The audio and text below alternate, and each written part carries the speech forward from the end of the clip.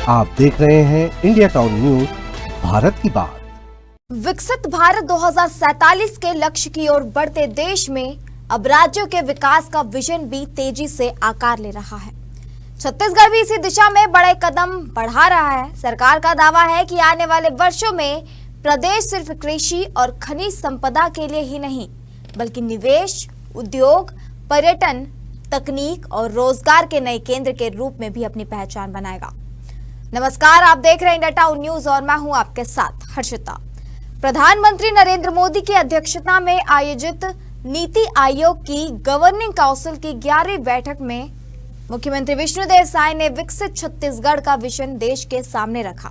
मुख्यमंत्री ने बस्तर के विकास से लेकर उद्योग, पर्यटन, शिक्षा, स्वास्थ्य, डिजिटल तकनीक, एआई और सेमीकंडक्टर सेक्टर तक की व्यापक कार्य योजना प्रस्तुत की।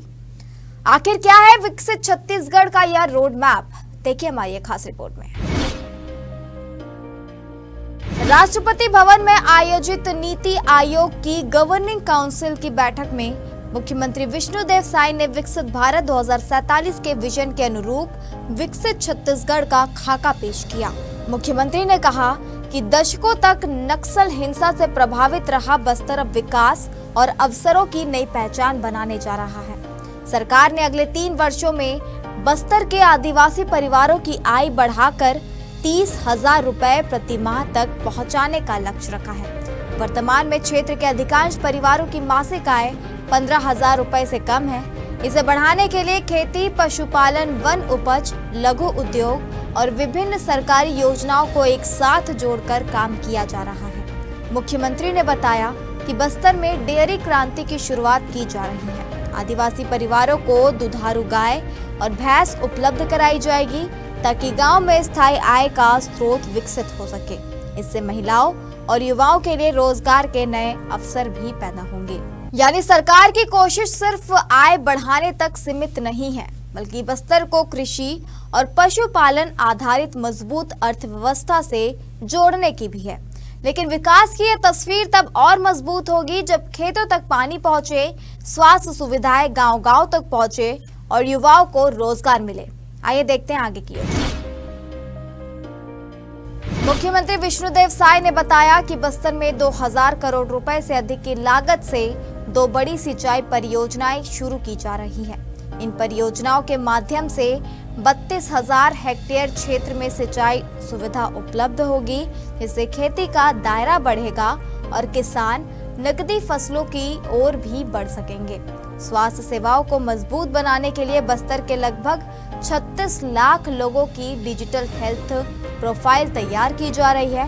वहीं सुरक्षा शिविरों को अब सेवा डेरा के रूप में विकसित किया जा रहा है, जहां ग्रामीणों को ration, pension, Ayushman card, banking, स्वास्थ्य और शिक्षा समेत सैकड़ों सरकारी योजनाओं का लाभ एक ही स्थान पर मिलेगा।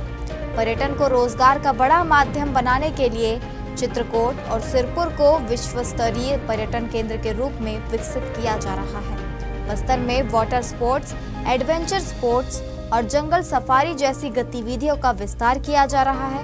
इसके साथ ही राज्य में एआई मिशन, पर्यटन मिशन, खेल मिशन और स्टार्टअप मिशन के जरिए युवाओं को तकनीक, नवाचार और उद्यमिता से जोड़ने की दिशा में भी काम किया जा रहा है।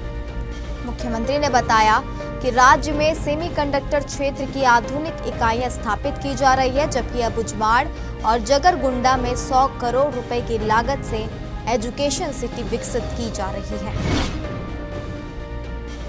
कभी बंदूक और बारूद की पहचान रखने वाला बस्तर अब विकास, निवेश और रोजगार के नए मॉडल के रूप में उभरने की तैयारी में है। सरकार का दावा है कि सिंचाई, शिक्षा, स्वास्थ्य, पर्यटन और तकनीक आधारित योजनाओं के जरिए बस्तर को आत्मनिर्भर और समृद्ध क्षेत्र बनाया जाएगा। अब देखने वाली बात होगी कि नीति आयोग के मंच से प्रस्तुत यह विजन जमीनी स्तर पर कितनी तेजी से उतरता है और बस्तर के लोगों की जिंदगी में कितना बड़ा बदलाव ला पाता है। फिलहाल के लिए इस खबर में इतना ही। मुझे दीजिए इजाजत और आप देखते रहिए इंडिया टाउन न्यूज, भारत की बात। नमस्कार। आप देख रहे हैं इंडिया टाउन न्यूज, भारत की बात।